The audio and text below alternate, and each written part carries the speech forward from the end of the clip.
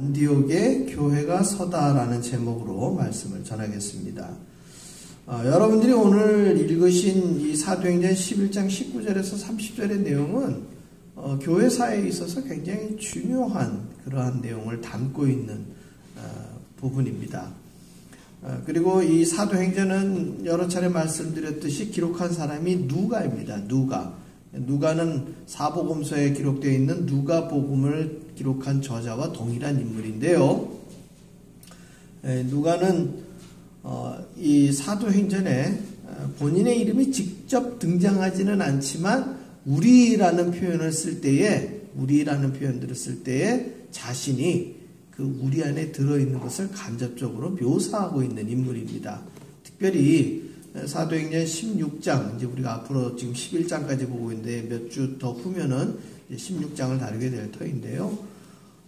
바울이 2차 전도 여행을 할 때부터는 직접적으로 그 전도 여행에 참여를 해서 바울의 마지막 그 디모데 후서를 기록하는 그 시간까지, 마지막 시간까지 함께 했던 사람입니다. 그래서 굉장히 교회사에 있어서도 중요한 인물이고요. 또 여러분들이 오늘 그리고 계속 여러 주 보고 있는 이 사도행전의 역사적인 교회의 사건들을 낱낱이 잘 기록하여서 2000여 년이 지난 오늘날까지도 우리가 초대교회의 모든 상황들을 알 수 있는 중요한 자료를 만들어 놓은 사람이죠. 오늘 19절에 보면 그때에 하면서 이렇게 시작이 돼요. 한글로는 그때라고 되어 있지만 이 내용은 사실상 굉장히 좀 포괄적인 시간을 담고 있어요. 왜냐하면 그때의 스데반의 일로 일어난 환란으로 했으면 지금 19절에 나타난 내용이 스데반 집사가 돌아가신 날로부터 우리 한글 이해로 따지면 그때 하면 되게 한 몇 년 정도 될 것 같아요. 어느 정도의 기간일 것 같아요. 그때의 스데반의 일로 일어난 환란으로 막 흩어진 사람들이 베니게와 구브로와 안디옥까지 이르러 유대인에게만 말씀을 전하는데 하면 지금 스데반 집사가 순교한 시간과 지금 유대인에게만 말씀을 전하는 이 시간의 갭이 한 어느 정도 될 것 같아요. 여러분들 생각에. 거의 비슷한 시기라고 생각이 들지 않습니까? 우리는 그때라는 표현을 그렇게 사용을 하니까. 근데 물리적인 시간으로는 이게 거의 10년이 지난 때예요. 거의 10년. 그러니까 스데반 집사가 사도행전 7장에 설교 후에 순교하시는 장면이 나오고요.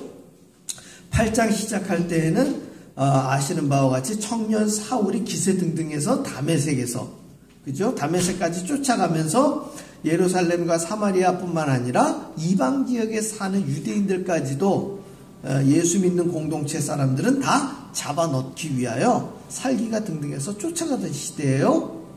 그런데 거기서 어떻게 됐습니까? 가던 길에 주님을 만나가지고 앞이 보이지 않는 상황 속에서 아나니아라는 사람이 주의 말씀을 듣고 사울에게 안수해서 그로 하여금 회심하게 만드는 사건들이 그 뒤에 등장을 했습니다. 그리고 사도행전 9장하고 10장에 넘어가 보면 빌립이 사마리아 성에 가서 복음을 전하는 내용이 등장하고 또 그 이후에 예루살렘에 있었던 베드로와 요한이 가서 사마리아 성 사람들에게 또 어떻게 했습니까? 안수했더니 성령 세례까지 받는 장면들. 그리고 그 뒤에는 우리 알다시피 베드로가 환상 가운데 백부장 고넬료의 집에 또 방문해가지고 유대인들뿐만 아니라 즉 예루살렘과 사마리아 성에 머물러 있는 유대인들에게만 복음이 전파되는 것이 아니라 이방인인 백부장 이 사람들에게까지도 복음이 전파된다라는 내용의 확장적인 이런 사건들이 계속 증폭되어서 나타나는 것이 스데반 집사 순교 이후에 나타난 사건들이에요. 특히나 우리가 읽지 않은 사도행전 11장 1절로 18절까지의 내용에 보게 되어지면 10장에 등장했던 이 고넬료에게 복음 전파한 내용을 다시 한번 베드로가 예루살렘 공동체 앞에서 증언하는 장면이 나와요. 근데 그 증언하는 내용이 간증하듯이 기쁨과 감사의 장면이 아니라 시작될 때 보면은 꼭 청문회 하듯이 시작이 되고 있어요. 청문회. 그 얘기는 뭐냐? 예루살렘 공동체에 있었던 사람들 중에 주요 인물들이 베드로에게 묻습니다. 당신 이방인들과 함께 교제를 하고 식사를 하였다면서? 하면서 질문이 시작되는 거예요. 아시는 바와 같이 베드로 역시도 환상 중에 주께서 레위기에서 명하지 않은 음식들을 먹으라 할 때 나는 이걸 먹을 수 없습니다 하면서 3번씩이나 그 일이 반복되지만 주님께서 뭐라고 말씀하셨어요? 내가 먹으라 하는 것을 네가 어찌 정하지 않다 하느냐. 다 받아 먹으라. 그래서 그 환상을 다 받아들인 이후에 백부장 고넬료가 보낸 사람들을 만나고 그 환상을 보여준 내용을 이해하여서 궁극적으로 약 한 50km 정도 떨어진 이 고넬료의 집에 가가지고 복음을 전파하고 그들에게 성령 세례가 임재한 것까지도 다 나타나는데 물로 세례 주는 것까지는 베드로가 어떻게 했다고요? 한 발 뒤로 물러나는 장면이 성경을 기록하고 있다고 말씀을 드렸어요. 그 사건이 있은 그 이후가 1절로부터 18절의 내용들이고요. 그래서 예루살렘 공동체에 있었던 많은 사람들도 이제 복음이 어디에도 전파된다? 이방 지역에도 전파된다라는 것을 다 순수한 믿음으로 받아들이게 된 거예요. 그런데 그 시간들이 무슨 동시다발적으로 스데반 집사님 돌아가신 이후에 일주일이나 2주일, 한 달, 2달 사이에 벌어진 일들이 아니라 굉장히 오랜 시간들을 두면서 이어져 가고 오늘 19절에 와서는 그것이 거의 한 10년 가까이, 많게는 좀 더 긴 시간들을 품고 있는 거예요. 자, 그런데 19절 하반절에 보니까 또 뭐라고 나와 있어요? 유대인에게만 말씀을 전하는데 라고 되어져 있죠. 그러다가 20절에 그 중에 구브로와 구레네 몇 사람이 안디옥에 이르러 헬라인에게도 말하여 주 예수를 전파하니 주의 손이 그들과 함께 하심에 수많은 사람들이 믿고 주께 돌아오더라. 할렐루야. 그렇다면 21절에 이 수많은 사람들은 세 글자로 유대인들의 방식의 표현을 한다면 뭐예요? 이방인이란 얘기예요. 유대인들이 아닌 이방인들이 예수님을 믿고 그 이름으로 모이기 시작했다는 거예요. 그러면 모이는데 어디에서 모였을까요? 그 사람들이 예배드리기 위해서 예루살렘까지 왔을까요? 사마리아까지 왔을까요? 그렇지 않다는 것이죠. 그 지역에 335 모여서 그 사람들도 역시 예배를 드리기 시작했다는 얘기예요. 특별히 이 한글로 기록이 되어져 있으니까 베니게, 구브로, 안디옥 이런 표현들이 우리 눈에 금방 들어오는 지명들이 안 되는데 여러분들이 오늘날 지도를 보게 된다면 이게 구브로라는 데는 키프로스라는 지역이에요. 지중해 북쪽 지역이에요. 지중해 북쪽 키프로스. 베니게 해버리면은 페니키아, 즉 오늘날 이스라엘 땅의 서쪽 땅을 의미하는 거예요. 서쪽 땅 지역을 의미하는 거예요. 그래서 페니키아, 키프로스. 그 다음에 오늘 중심되는 지역이 안디옥이라는 지역이 나오는데요. 이 안디옥은 우리에게 조금 생소한 지역이에요. 조금 세계사에 관심이 있는 분들은 알렉산드리아라는 지명에 조금 귀를 기울일 수 있어요. 알렉산드리아 하면은 그것은 알렉산더 대왕이 지중해를 중심으로 마케도니아를 중심으로 해서 지중해 지역을 그리고 동쪽으로는 오늘날의 이란, 그 당시에는 페르시아 제국이라고 그랬죠. 이란 동쪽까지 그 군대를 이끌고 땅을 정복한 거예요. 근데 나이 30에 거기까지 정복을 해놓고서는 말라리아 걸려가지고 그만 사망을 하죠. 그러니까 넓은 지역을 알렉산더가 점령을 해놓고 그 중요한 거점 지역은 자기네 보급품도 보내야 되고 군대도 양성해야 되는 거점 도시들을 만들었는데 그 거점 도시들을 알렉산더가 세운 도시다 해갖고 알렉산드리아라고 이름을 지은 거예요. 알렉산드리아. 그래서 오늘날도 이 알렉산드리아 지명이 남아있는 곳이 여러 군데가 있는데 그 이후에 알렉산더가 죽은 이후에 유명한 장군 4명 중에 안티오쿠스라는 장군이 이 알렉산더가 점령한 지역을 4등분해서 4명의 군대 장관 이 장수들이 나눠서 통치를 했어요. 그런데 오늘날 이 시리아나 요르단이나 이란, 이라크 지역 이쪽 지역을 담당했던 장군이 안티오쿠스예요. 그래서 이 안티오쿠스가 알렉산더의 영향을 받아가지고 또 자기 이름을 따가지고 어떻게 하는 거예요? 도시를 세우는 거예요. 그래서 이 도시가 그 안티오쿠스가 점령한 지역에 한 18개의 지역이 있습니다. 우리 성경에는 오늘 11장에 등장하는 이 안디옥은 첫 번째는 한글 성경에는 수리아라고 되어 있고요. 우리가 오늘날 보게 되면 시리아 하면 여러분 금방 알아듣겠죠. 시리아라는 나라는 오늘날도 있으니까. 그러니까 그 시리아 지역이 성경에 수리아라고 표현된 지역이에요. 그래서 이 수리아 안디옥 지역에 지금 예수 믿는 사람들이 늘어나서 예루살렘 공동체에 있었던 7집사 중에 한 사람인 본명은 요셉인데 그가 권면하고 위로하는 일에 워낙 잘해가지고 이름을 바나바로 지어준 거예요. 바나바. 닉네임이에요. 그래서 이 바나바 어른을 수리아 안디옥으로 파송시킨 거예요. 이 수리아 안디옥은 나중에 사도행전 13장에 보게 되어지면 1차 전도여행을 갔던 지역 중에 하나가 지중해 북쪽 예루살렘 중심으로 본다면 북서쪽에 비시디아 안디옥이라는 지역이 또 한 군데 등장을 해요. 그러니까 비시디아라는 지역에 안디옥이 있는 거예요. 지금 이 수리아 지역 그것은 예루살렘 중심으로 보면 북동쪽에 있어요. 그래도 꽤 먼 지역입니다. 약 한 100km 정도 가까이 북쪽으로 올라가야 되니까. 그래서 이 수리아 안디옥 지역에 오늘 말씀의 제목이 뭐예요? 안디옥의 교회가 서다예요. 예루살렘과 사마리아로 일컬어지는 이 유대인들 지역을 벗어나서 최초로 이방 지역에 세워진 교회가 무슨 교회다? 그게 안디옥 교회예요. 그러니까 안디옥 교회는 단순히 고유 명사로서만 의미가 있는 것이 아니라 안디옥이라는 지역에 교회가 섰다라는 것이 이방 지역에 이방인들이 있는 지역에 교회가 섰다라는 중요한 의미를 갖게 된다는 것이죠.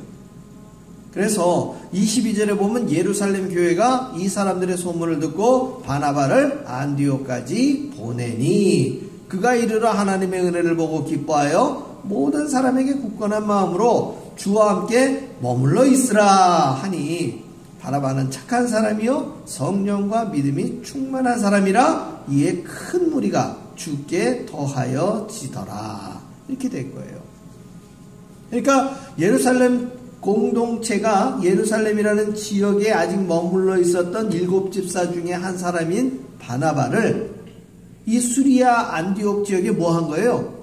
파송한 거죠. 오늘날의 개념으로 치면 선교사로 파송을 한 거예요. 그래서 이분이 열심히 이 사도행전 4장에 보게 되면 4장과 5장 넘어갈 때 사건이 하나 있다고 그랬죠? 아나니아 삽비라 기억나시죠?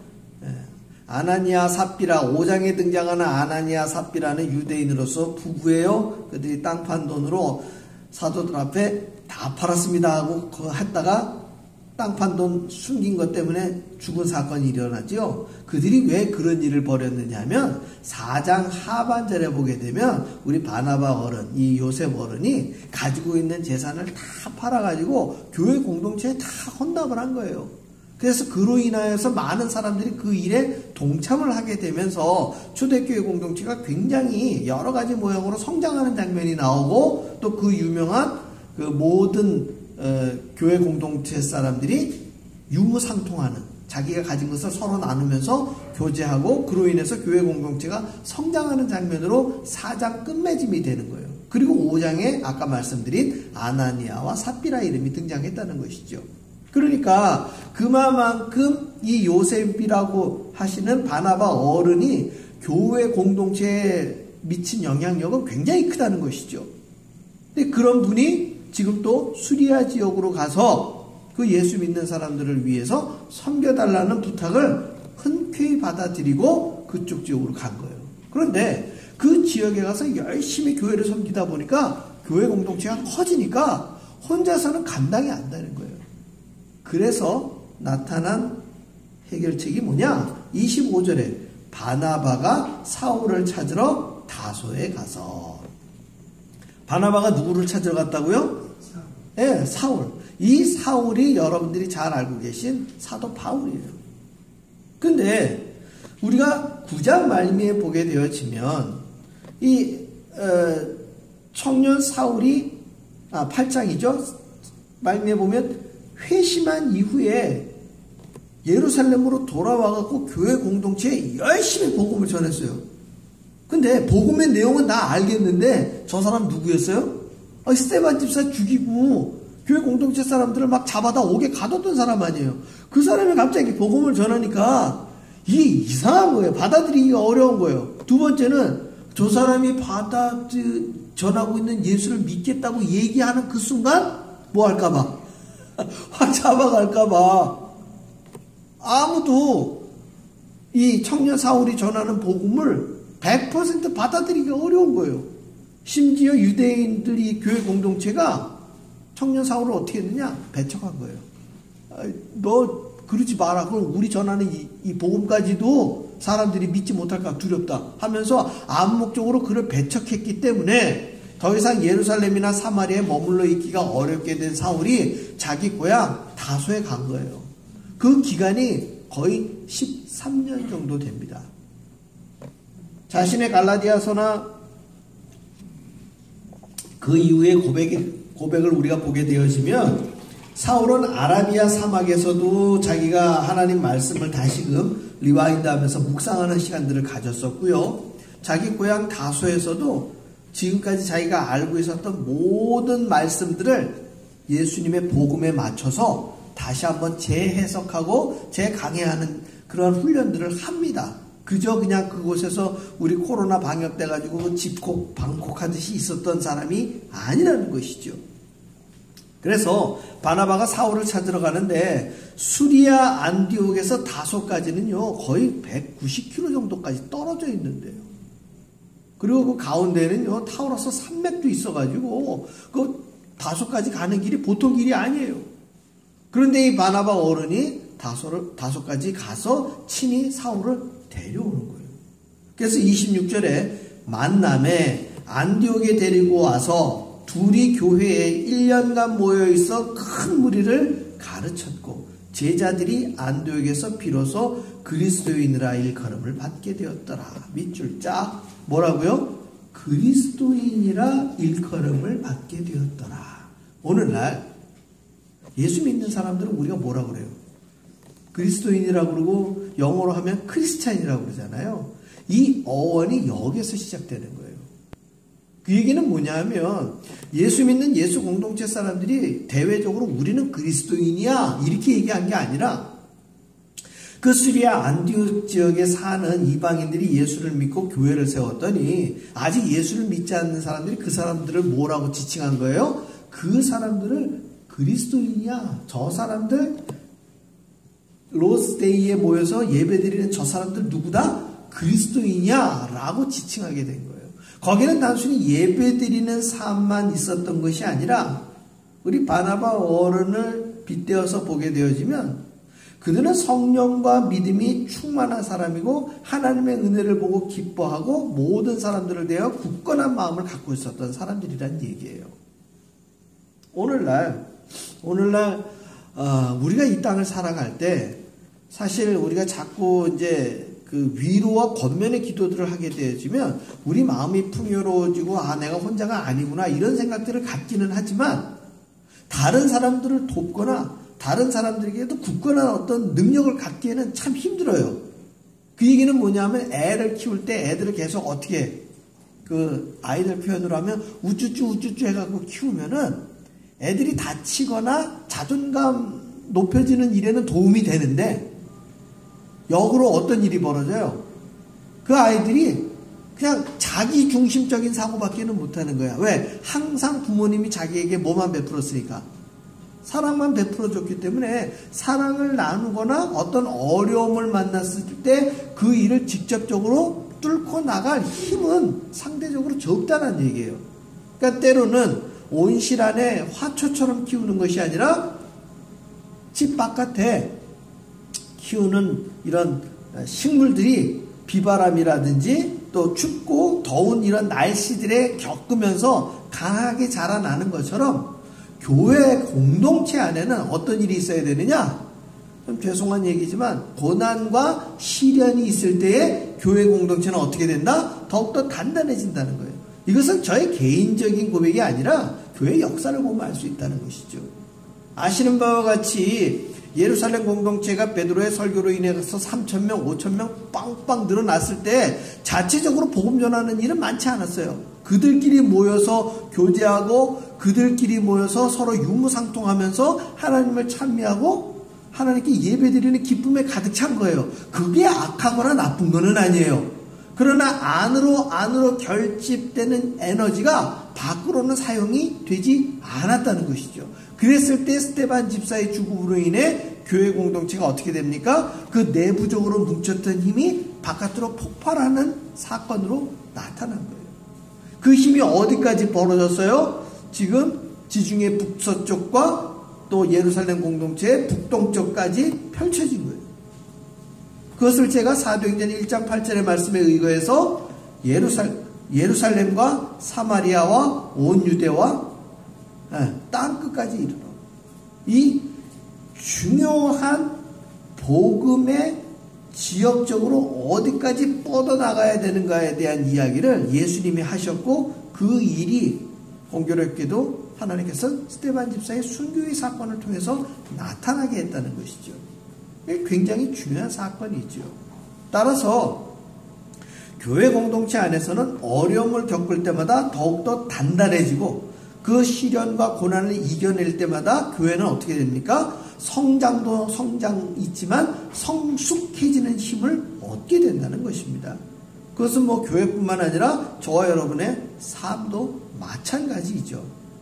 자, 27절에 보면 또 그때가 등장합니다. 그때 선지자들이 예루살렘에서 안디옥에 이르니 그 중에 아가보라 하는 한 사람이 일어나 성령으로 말하되 천하의 큰 흉년이 들리라 하더니 글라우디 때에 그렇게 되니라. 이 이야기가 왜 등장하느냐 하면 첫째는 지금 안디옥 교회의 역사적 배경을 설명하는 장면이에요. 글라우디오는 황제예요. 로마의 황제인데 AD 약 44년 이후로부터 한 2년까지 로마를 통치했던 황제입니다. AD 41년에서 54년 정도까지 로마를 다스렸던 황제인데 그가 다스리던 시대에 여러 번 흉년이 있었어요. 흉년이 있었는데 그것이 겹치게 되는 때 중에 하나는 이제 헤롯이 사망했던 AD 44년경 그때하고 겹치는 지역에 예루살렘 지역에 큰 흉년이 들었는데 29절에 보면 제자들이 각각 그 힘대로 유대에 사는 형제들에게 부조를 보내기로 작정하고 이를 실행하여 바나바와 사울의 손으로 장로들에게 보내니라 하고 되어 있어요. 처음에는 예루살렘 공동체에서 수리아 쪽으로 선교사를 파송을 했는데 그 교회가 성장해가지고 예루살렘 공동체가 어려움을 겪으니까 그 지역에서 헌금을 모두어가지고 지금 예루살렘 공동체로 그 헌금을 보내는 거예요. 그리고 그 보내는 일에 누구하고 누가 등장하는 거예요. 뭐 바나바는 예루살렘 공동체에서 보낸 사람이니까 당연히 받아들이는데 어려움은 없을 터인데 그 길에 누가 함께합니까? 사울이 함께한다는 것이죠. 이것이 굉장히 중요한 포인트예요. 사울은 나중에 갈라디아서에 보게 되어지면 이 장면을 자기가 14년 만에 그 공동체에 다시 갔노라고 이야기하고 있어요. 그러니까 이 수리아 안디옥에서 1년 동안 사역한 것을 빼면 다소 지역에서 그러니까 예루살렘 공동체를 떠난 이후로 다시 예루살렘 공동체에 오기까지 13년 동안 집거를 했던 것이고 수리아에서 1년 보낸 다음에 지금 어디로 다시 간 거예요? 예루살렘 공동체로 간 것이죠.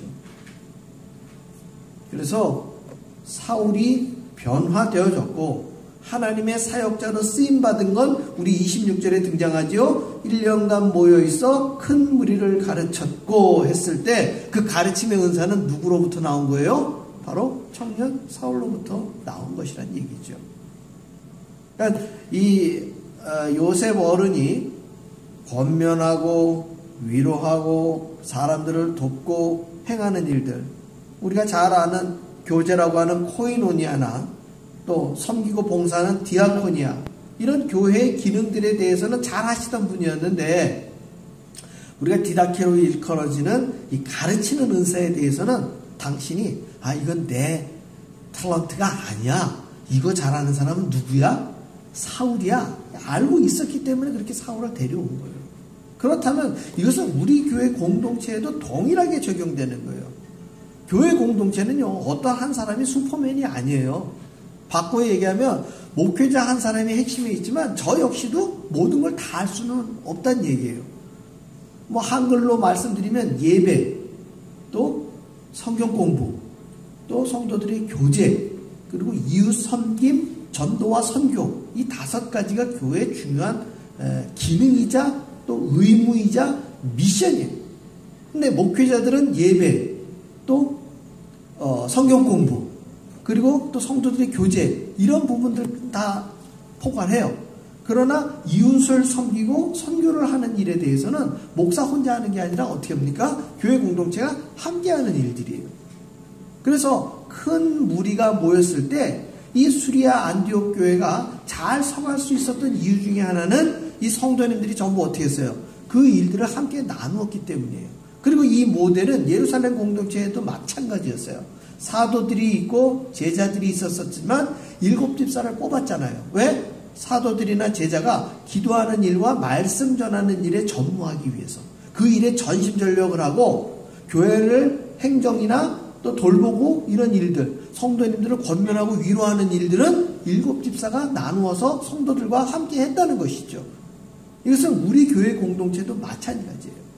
안디옥의 교회가 서나 우리 페이필의 교회가 서나 교회가 서서 되어지는 일들은 같다 다르다? 동일하다는 얘기예요. 시간이 지나고 지역은 바뀔지라도 주의 몸된 교회가 서서 운영되어지고 운행되어지고 그 안에 교회의 성도님들이 성장하고 성숙되어지는 모든 이 과정은 동일하게 작동된다는 것입니다. 결국 이러한 10년, 13년, 14년 이러한 시간들을 통해서 교회가 성장하는 것은, 교회는 뭐 로마가 하루아침에 완성된 것이 아닌 것처럼 교회 역시도 하루아침에 완성되는 것이 아니라는 거예요. 우리 예찬교회가 페이필 지역에 10년의 시간들을 통해 가지고 여기까지 왔는데, 또 이 이후에 되어질 일들은 어떤 특정인에게만 계획이나 소망이 있는 것이 아니라, 하나님은 주의 몸된 교회를 세우실 때 그곳을 향한 하나님의 계획이 있다는 것이죠. 그 계획을 이루어 가실 때 하나님은 천군 천사를 보내서 그 천사들로 하여금 일을 시키는 것이 아니라, 아시는 바와 같이 환상이나 계시는 보여주되 일은 누가 하는 거예요? 사람들이 하게끔 한다는 것이죠. 그래서 이 일로 인하여 교회를 세우고 교회를 세우는 일에 함께하는 것은 다 누구다? 그게 바로 교회를 섬기는 성도들인데, 제가 늘 신학적으로 그 명제를 이야기할 때 교회는 무엇이다?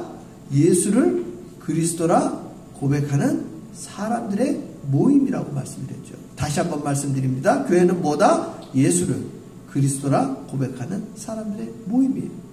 심지어 안디옥 교회에 있는 사람들을 그 주변 사람들이 뭐라고 불렀다고요? 그리스도인이라. 그러니까 저와 여러분은 싫으나 좋으나 다른 사람들이 볼 땐 뭐예요? 그리스도인이고 우리는 교회. 그래서 이 교회를 세우신 주의 은혜와 능력을 여러분들이 다시금 생각하시면서 안디옥의 교회가 선 것처럼 이 페이필의 예찬교회를 세우신 하나님의 크신 계획이 무엇인가? 또 저와 여러분을 향한 하나님의 소망과 기대는 무엇인가? 날마다 그 기도의 제목을 품고 기도하시고 그 은혜를 풍성히 받아 누리시는 저와 여러분 되시기를 주의 이름으로 축원합니다. 기도하겠습니다.